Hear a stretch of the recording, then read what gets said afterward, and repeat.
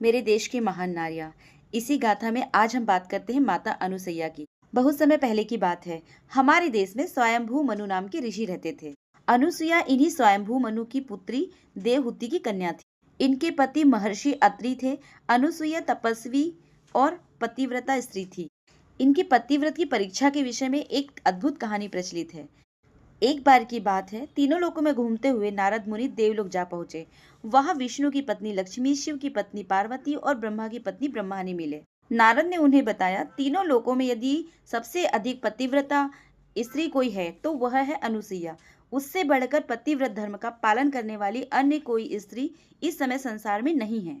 यह बातें सुनकर तीनों देवताओं की पत्नियों ने अपने अपने पति से हट किया कि वे अनुसुईया के पतिव्रत धर्म की परीक्षा ले और उसके धर्म को डिगा दे। तीनों देवताओं ब्रह्मा, विष्णु और शिव ने अपनी पत्नी को बहुत समझाया, ऐसा विवाद करना ठीक नहीं है देवी। अनुसुईया की परीक्षा लेने का कोई अर्थ नहीं है। वह निश्चय ही अत्यंत साध्वी स्त्री है, परंतु पत्नियों के हट के आगे किसी की एक न चली। विवश होकर तीनों पत्नियों के कहने पर उनकी परीक्षा लेने के लिए ऋषि मुनि के आश्रम में जाना पड़ा। वे मन ही मन हंसते हुए वहां पहुंचे। द्वार पर भिक्षा मांगने के लिए आवाज लगाई। माता अनुसुईया दरवाजे पर पहुंची। तीनों साधुओं को खड़ा देख वह सत्कार के लिए अंदर से कुछ फल ले आई। फल को हाथ भी नहीं लगाएंगे। तीनों देवताओं ने सत्कार स्वीकार नहीं किया। तीनों देवताओं ने उनका सत्कार स्वीकार नहीं किया। माता अनुसुईया ने उनसे कारण पूछा तो उन्होंने कहा, अगर आप वस्त्र उतारकर हमारा सत्कार करेंगी माता, तो ही हम आपके फल को ग्रहण करेंगे, अन्यथा नहीं। माता अनुसुईया दंग रह गई। अनुसुईया समझ गई कि ये साधु नहीं हो सकते, साधु वेश में कोई न कोई और हैं।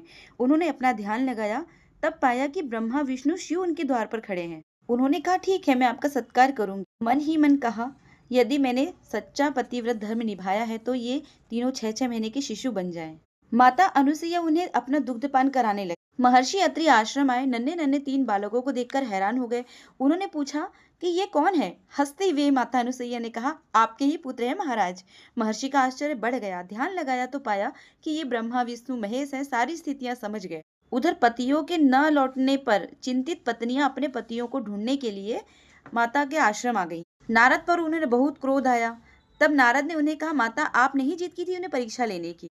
अत्रि के आश्रम में 3 नन्हे शिशु को दिखाया और कहा, यही आपके पति हैं, इन्हें पहचान कर अपने साथ ले जाइए माता। शिशु रूप में पतियों को देखकर उन्हें बहुत पछतावा होने लगा।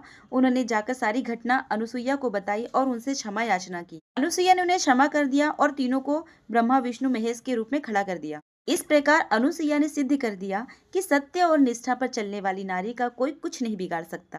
पतिव्रता अनुसुईया माता अमर